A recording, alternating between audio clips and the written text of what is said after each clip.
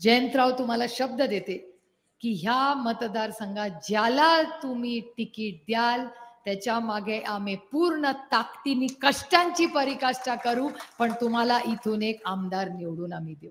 नमस्कार आदरणीय पवार साहेब, माननीय विजयदादा, माननीय हर्षवर्धन भाऊ, माननीय जयंतराव ज्यांचं आपण आत्ताच भाषण ऐकलं असे, अमोलदादा माझे सहकारी आणि बंधू धैर्यशील भाऊ, अशोक बापू, नारायण पाटील, उत्तरराव जानकर, भावे साहेब, जगन्नाथ बापू, भारतीताई, विकास लवांडे, अंकिता, मुरलीधर निंबाळकर, ॲडव्होकेट तेजसिंग, महारुद्र पाटील, सागर बाबा मिसाळ, अशोक घोगरे, अमोल भिसे, गणेश भाऊ, अस्मा मुलानी, छायाताई, ॲडव्होकेट शरदजी जामदार, कृष्णाजी यादव, लालासाहेब पवार, देवराज जाधव, उदयसिंह पाटील, मयूरसिंह पाटील, प्रदीप पाटील, पराग जाधव, शेखर पाटील, पांडुरंग शिंदे, ऋतुजाताई, मायाताई, व्यासपीठावरील सर्वच मान्यवर आणि उपस्थित बंधू आणि भगिनींनो, सुरुवातीलाच मी तमाम इंदापूरकरांचे नतमस्तक होऊन मनपूर्वक आभार मानते की लोकसभेला मोठ्या संख्येने मतदान करून आपण चौथ्यांदा मला दिल्लीला जायची संधी मिळाली. ही वास्तू आणि इथे असलेला शंकरराव भाऊंचा पुतळा मला अजून आठवतं की मागच्या वेळेस जेव्हा सभा इथे झाली होती तेव्हा बाळासाहेब थोरात आणि आम्ही सगळे आलो होतो, आणि जेव्हा जेव्हा या वास्तूमध्ये आम्ही येतो तेव्हा पहिलं आम्ही सगळे शंकरराव भाऊंच्या समोर नतमस्तक होतो. त्यांची आठवण काढून इंदापूरमध्ये कामाची आम्ही नेहमी सुरुवात करतो. हर्षवर्धन भाऊंना खूप मोठा एक वारसा मिळालेला आहे आणि कैलासवासी शंकरराव भाऊंचं योगदान हे इंदापूरकर कधीही आयुष्यात विसरणार नाहीत. आणि तोच वैचारिक वारसा घेऊन आज राष्ट्रवादी काँग्रेस पक्ष हर्षवर्धन भाऊ तुमच्या बरोबर पुन्हा एकदा ताकदीने काम करायची संधी आम्हाला मिळते, ही आमच्यासाठी एक खूप आनंदाची आणि समाधानाची गोष्ट आहे. इथे अनेक वेळा मोठ्या सभा झालेल्या आहेत. अमोलदादा, आपण, जयंतराव, आपणही सगळे अनेक मोठ्या सभांना इथे आलेला आहात, पण मी इंदापूरला पहिल्यांदा जेव्हा तुमच्या आशीर्वादाने निवडून आले, महारुद्र पाटील, तेजसिंग, आपल्या सगळ्यांनाच आठवतंय, मी नेहमी एकच गोष्ट म्हणते की इंदापूरला एकच प्रॉब्लेम असतो माझ्या लोकसभा मतदारसंघात, पुरुषांच्या बरोबरीने महिला मला सभेमध्ये दिसत नाहीत. पण ती 2009ची गोष्ट होती. आज पुरुषांच्या बरोबरीने महिला पहिल्यांदा एवढ्या मोठ्या संख्येने उपस्थित राहिलेल्या आहे. ही माझ्यासाठी खूप आनंदाची आणि समाधानाची गोष्ट आहे. इंदापूरमध्ये भाऊ मंत्री असल्यामुळे अनेक मोठी विकास कामं झाली, आणि विकास कोणीही एक व्यक्ती करत नाही. असंही मी म्हणणार नाही की केंद्रात मी आणि अमोलदादा अनेक वर्ष एकत्र काम करतोय. आम्ही टीका जरूर करतो, पण चांगल्यालाही चांगलं म्हणतो. कुठलंही सरकार असं नसतं की जे 100% सगळं वाईट करते. प्रत्येक सरकारी एक कंटिन्युटी असते. म्हणजे एक सरकारमधले काही नियम कायदे हे पुढचं सरकार चालूच ठेवतं. असं कधीच होत नाही की सगळं एकाच काळात झालं. त्याच्यामुळे आम्ही कधीच भ्रमात नसतो की जे काही केलंय आम्ही केलं. एक तर आम्ही कोणी करत नाही, आपण सगळे करतो. आणि इंदापूरच्या या सगळ्या विकासामध्ये अनेक जणांचं खूप मोठा सिंहाचा वाटा राहिला. म्हणजे जिल्हा परिषद असेल, पंचायत समिती असेल, नगरपालिका, आमदारकी, या सगळ्यामध्ये प्रत्येकाचं एक वेगळं योगदान असतं. आणि आज मला मनापासून आनंद होतोय की हर्षवर्धन भाऊ आणि त्यांनी आणि मी एकत्र वर्ष फार जवळून काम केलेलं आहे. अनेक वेळा पत्रकार मला विचारायचे की कसं काय तुमचं, कसं काय, कोण कुठे. म्हटलं आमच्या केसमध्ये एक गोष्ट मी अतिशय अंतःकरणातून प्रामाणिकपणे सांगू इच्छिते की मी राजकारणात आणि राजकारणाच्या आधीपासूनही भाऊंच्या कुटुंबाचे आणि आमच्या कुटुंबाचे ऋणानुबंध हे आजकालचे नाही, 6 दशकाचे आहेत. आणि ते पाटील आणि पवार दोन्ही कुटुंबांनी अतिशय प्रेमाने मानले. त्यामुळे राजकारणात कधी काय झालं ठीक आहे, काही कारणं असतात त्याला, पण तेवढी वैचारिक प्रगल्भता आपल्या प्रत्येकामध्ये आहे की जे काय झालं ते विसरूया, पुढे कामाला लागूया, कारण आपण आज सगळे महाराष्ट्राच्या स्वाभिमानासाठी एकत्र आले. आणि माझी भाऊ तुम्हाला एक विनंती राहील की आपण एकत्र राहू. आपण अनेक वर्ष एकत्रच राहिलो आणि आपल्या नात्यात कधीच कटुता आली नाही इतक्या वर्षांमध्ये. पण एक माझी विनंती हर्षवर्धन भाऊ आपल्याला राहील की जी मी स्वतःही पाळणार आहे आणि आपल्यालाही विनंती करीन की अनेक वर्ष आपण एकामेकाचा कार्यकर्त्यांनी संघर्ष केलेला आहे.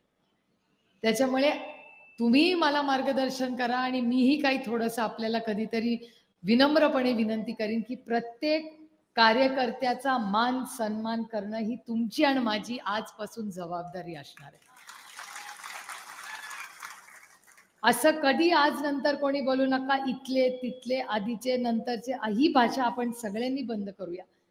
आणि जे झालं त्याच्यात इतिहासात रमण्यापेक्षा आजपासून पुढे इंदापूरसाठी आपण एकत्रपणे काय करू. कारण का कधी कधी असं वाटतं त्यांना, अरे बापरे, हर्षवर्धन पाटलांसारखा एवढा मोठा नेता आला, आता आमचं काय होणार. त्यामुळे भाऊ, माझी तुम्हाला विनंती आहे, तेवढं तुम्ही थोडंसं आमच्या लोकांना समजून घ्या. जे आता आपले आहेत ते तुमचे आणि माझे काही राहिले नाहीत, आज नंतर सगळे आपले आहेत. तर तुम्ही मोठे भाऊ म्हणून थोडेसे ह्या सगळ्या संघर्षाच्या काळात राहिलेल्या प्रत्येक कार्यकर्त्याचा आणि पदाधिकारी प्रेमावरनं तुम्ही फक्त पाठीवर हात टाकला तरी त्यांना पुरे आहे. त्यांना तेवढंच त्यांची मागणी आहे, त्यांना बाकी काही मागणी नाही. कारण का खरंच 1 वर्षापूर्वी अमोल दादा म्हणत होते भाषणाबद्दल. अमोल दादांची माझी तर कथा काय काय. आम्ही दोघं जेव्हा लढायचं ठरवलं तेव्हा अमोल दादा आमच्याकडे ना पक्ष होता आणि चिन्हही नव्हतं. आणि अमोल दादा मला विचारायचे, काय करूया, कुठल्या चिन्हावर लढूया. तर मी त्यांना म्हणायचे, तुम्हाला काय वाटतं, काय चिन्ह असेल. म्हणले, नाही मिळालं चिन्ह तर वेगळ्या चिन्हावर लढायला लागेल. मग तुम्ही काय घेणार. मी अमोल दादाला, अमोल दादा म्हणायचे, मला असं वाटतं तुम्ही कप बशी घ्या. म्हटलं, आणि तुम्ही काय घेणार. ते म्हणले, मला असं वाटतं मी पंखा घेऊ का कपाट घेऊ का काय घेऊ. अशी खरंच आम्ही दोघं एकामेकाला विचारत बसायचो. आणि मला आजही ते दिवस आठवतात. अहो, आदरणीय पवार साहेबांनी जेव्हा निर्णय घेतला त्यानंतर पक्ष चिन्ह काही नव्हतं. तासन तास आम्ही तास जयंतराव इथे बसलेले आहेत, अनेक कार्यकर्ते इथे, जे कोर्टात आम्ही इलेक्शन कमिशनला जायचो, 4-4 तास सुनावणी आमची व्हायची. आदरणीय पवार साहेब एक शब्द बोलायचे नाहीत. आम्ही सुनावणीला बसायचो, ऐकायचो, खाली यायचो, वकील काहीतरी बोलायचे आणि नंतर परत यायचो. नंतर रिझल्ट काय लागला हा तुमच्या सगळ्यांच्या समोर आहेच. आणि नंतर आम्हाला वाटायला लागलं आता काय होणार. मी आणि अमोल दादा म्हणायचो, काय होईल आपलं. अमोल दादा म्हणायचे, काय होईल, जास्त जास्त हरू, काय फरक पडत नाही, पण इतिहासात जेव्हा आपलं नाव लिहिलं जाईल, लढणारे म्हणून आपलं नाव लिहिलं जाईल, चल ताई लढू आपण. आणि त्या परिस्थितीत अमोल दादांनी लढलो. आम्हाला दोघांना काय माहिती नव्हतं, काय होईल, रामकृष्ण हरी वाजवा तुतारी म्हणून आम्ही दोघं कामाला लागलो. फोन यायचे, तुतारी इथपर्यंत पोहोचली नाही. मी अमोल दादाला फोन, अरे अमोल दादा तिथपर्यंत चिन्ह पोचलं नाही. अमोल दादा मला फोन करायचा, अरे तिथपर्यंत चिन्ह पोचलं नाही. असं धावपळ करत, धैर्यशील दादा तुमची केस वेगळी आमच्यापेक्षा. कारण का धैर्यशील दादांचं आधीच ठरलं होतं. म्हणजे मी आणि अमोल दादा निवडून येऊ की नाही याची गॅरंटी नव्हती, पण ह्यांची तुतारी माझ्यात वाढणार होती, यांची गॅरंटी होती. त्याच्यामुळे आता येऊ अजून काय, आता विधानसभेला, पुढच्या लोकसभेला अजून करू आता. पण ह्या कशी गंमत जम्मत झाली. पण तुम्ही बघा, आता मला असं माझ्या पांडुरंगावर फार प्रेम आहे आणि म्हणून मी आपला पांडुरंगाला रोज प्रार्थना करायची. म्हटलं, असं काय माझं चुकलं की तू सगळं काढून घेतलं रे बाबा. आणि नंतर माझ्या लक्षात होतं की ज्या गोष्टी मला गरजेच्या नाहीत त्या माझ्या पांडुरंगांनी काढल्या. आता तुम्ही विचाराल काय काढून घेतलं. आता तुम्ही विचार करा, आता तुम्ही वेळ कशात बघता, हातात बघता का मोबाईल मध्ये बघता. मग लागतं का, खर्च कमी आहे. म्हणजे एका मोबाईल मधूनच सगळं कळतंय. त्याच्यामुळे जी गोष्ट लागणारच नाही, सुप्रिया तुला ती नको, म्हणून त्या माझ्या पांडुरंगांनी काढून घेतली. आणि काय माझ्या पांडुरंगांनी माझ्या पदरात टाकलं बघा, तर तुतारी वाजवणारा माणूस माझ्या पदरात टाकला. काय तुतारी वाजणार माणूस. जेव्हा लग्न कार्य होतं तेव्हा तुतारी वाजते, जेव्हा नवीन काही सुरू होतं तेव्हा ही तुतारीच वाजते, जेव्हा मार्केट कमिटीचं इलेक्शन होतं तेव्हा ही तुतारीच वाजते. आणि जेव्हा छत्रपती शिवाजी महाराजांनी युद्ध पुकारलं तेव्हा ही तुतारीच वाजली होती. त्यामुळे ही तुतारी, अमोलदादा तुम्ही म्हणला ही गोष्ट खरी आहे, ही महाराष्ट्रातल्या होणाऱ्या बदलाची नांदी आहे. आणि ही फक्त सत्तेसाठी लढाई नाहीये, ही स्वाभिमानी मराठी माणसाची लढाई आहे. आज या सगळ्या महिला भगिनींबद्दल, तुम्ही लाडकी लेकीबद्दल अमोलदादा बोलला, आमच्या सगळ्या महिलांना 1500 रुपये दिले, आम्ही त्याचं स्वागत केलं.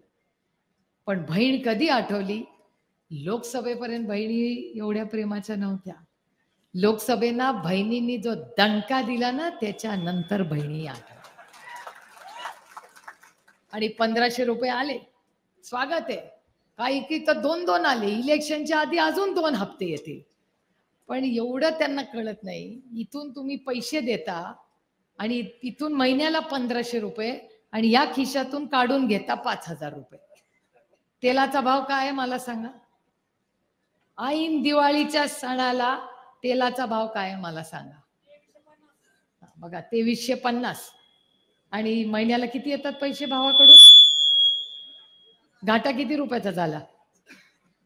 आपल्या पत्रात काय पडलं?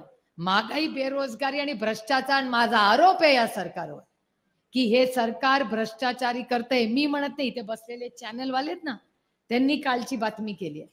पुणे जिल्ह्यामध्ये पुण्यामध्ये एक मोठा रस्ता होतोय. अमोलदादा तुमच्याही मतदारसंघातून जातोय, माझ्याही मतदारसंघातून जातोय, आमच्या दोघांच्या मतदारसंघातून रस्ता जातोय. 18,000 कोटी रुपयाचा रस्ता होता तो. किती? 18,000 कोटी रुपयाचा रस्ता.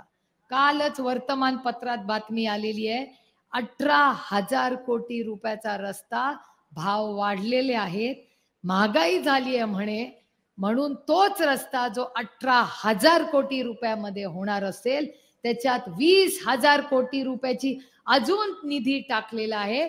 18 आणि 20 किती झाला? 38,000 कोटी रुपयाचा तो रस्ता होणार आहे. मला या पक्षाला, या सत्तेमधल्या लोकांना विचारायचंय, 3 वर्षात इतकी महागाई झाली की एक रस्ता, तोच रस्ता 20,000 कोटी रुपये. किती शून्य मावशी सांगा बरं? 1,000 एका कोटीत किती शून्य माहिती नाहीत, 20,000 कोटी मध्ये कुठे आपल्याला माहिती. पण 20,000 कोटी अशी किती तुम्हाला उदाहरणं सांगू? इथे काय काय झालंय कॉन्ट्रॅक्टरचं आपल्याला सगळ्यांना माहिती आहे, मला आज ते काय उणीधुणी काढायची नाहीये. पण इंदापूरमध्ये ज्या कॉन्ट्रॅक्टरचं काय झालं हे सगळ्यांना माहिती आहे. किती अस्वस्थता होती, त्याला किती त्रास झाला हे मी कुणालाच सांगायची गरज नाही, प्रत्येकाला माहिती आहे काय झालं त्या बिचाऱ्या कॉन्ट्रॅक्टर. आणि मी असंच भाषण करत होते आणि सुदाम अप्पा इंगले म्हणाले, ओ तुम्ही सारखं कॉन्ट्रॅक्टरांना का नावं ठेवता? म्हणलं मग कुणाला नावं ठेवायची? ते म्हणले कॉन्ट्रॅक्टरची ताई चूक नाही ह्याच्यात चूक जेव्हा ते हप्ते काढतात ना, त्यांची चूक आहे, कॉन्ट्रॅक्टरची चूक नाही आहे. कॉन्ट्रॅक्टरला नावं ठेवू नका. आणि तो दिवस आणि आजचा दिवस मी खरंच कॉन्ट्रॅक्टरांना नावं ठेवत नाही, कारण का सुदाम अप्पा इंगळे म्हणली गोष्ट खरी आहे. ते म्हणले ताई आम्हाला ह्याला 3%, त्याला 5%, ह्याला असं करत करत 40% हे सरकार झालंय. किती? 40% सरकार. तर या 40% सरकारला आपल्याला हद्दपार करायची वेळ आली. खूप जबाबदारीने. मला एक गोष्ट माहिती आहे, पत्रकार मला विचारत राहतात, काय होणार काय होणार? काही होणार नाही, काळजी करू नका तुम्ही. आणि हा मतदारसंघ आता कारभारी वेगळे होते, त्याच्यामुळे जबाबदाऱ्या वेगळ्या होत्या. आता इतक्या विश्वासाच्या नात्याने तुम्ही सगळ्यांनी मला निवडून दिलंय. जो कोणी संघर्षाच्या काळात राहिला त्याला एकालाही नाराजीची भावना कधी येऊ देणार नाही. प्रत्येकाची जबाबदारी ही सुप्रिया सुळे वैयक्तिकपणे घेईल आणि प्रत्येकाला जो कोणी नाराज असेल कदाचित त्याची समजूत काढायची जबाबदारी ही माझी असेल. कारण का पत्रकार सकाळपासून मला तेच विचारतात, काय काळजी करू नका. कारण शेवटी जेव्हा आपल्यावर जबाबदाऱ्या येतात ना, तेव्हा चांगल्या आणि वाईट दोन्ही जबाबदाऱ्या घ्यायच्या असतात. सगळं चांगलंच घेऊन चालत नाही. त्याच्यामुळे काही जबाबदाऱ्या आपल्याला सगळ्यांना एकत्रपणे घ्याव्या लागतील. पण इंदापूरमध्ये आदरणीय पवारसाहेब, माननीय जयंतराव आणि पक्षाचे सगळे लोक, मी जयंतराव तुम्हाला शब्द देते की ह्या मतदारसंघात ज्याला तुम्ही तिकीट द्याल त्याच्या मागे आम्ही पूर्ण ताकदीने कष्टांची पराकाष्ठा करू, पण तुम्हाला इथून एक आमदार निवडून आम्ही देऊ. आणि तुम्ही सगळ्यांनी जी संघर्षाच्या काळात साथ दिली त्याबद्दल मी मनपूर्वक आभार मानते. आज आशीर्वाद देण्यासाठी आज मोहिते कुटुंबातले सगळेच आलेले आहेत, पण दादा आल्यामुळे आम्हाला जास्त आनंद वाटला आणि दादांनी आज भाषणही केलं, त्याचा अजून मनापासून आनंद आहे. त्यामुळे काँग्रेसचे जे जुने दिन हे पुन्हा सगळी जुनी ही नाती आज एकवटतायत. मध्ये थोडीशी कसं असतं, झोपल्याला ना की कधीतरी वाईट स्वप्न येतात, ती वाईट स्वप्न गेली की पुन्हा एक सुंदर सकाळ होते आणि ती सकाळ आज इंदापूरमधून सुरू होते.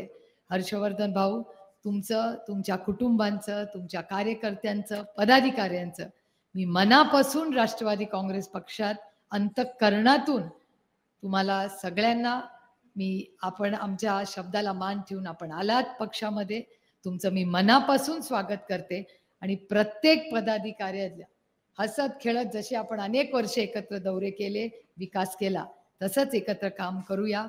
पुन्हा एकदा आज इथे आल्यानंतर आपण प्रेमाने स्वागत केलं आणि संघर्षाच्या काळात इंदापूरकरांनी जी साथ दिली त्याबद्दल पुन्हा एकदा मन म्हणून आपली रजा घेते. जय हिंद, जय महाराष्ट्र, जय आघाडी, रामकृष्ण हरी.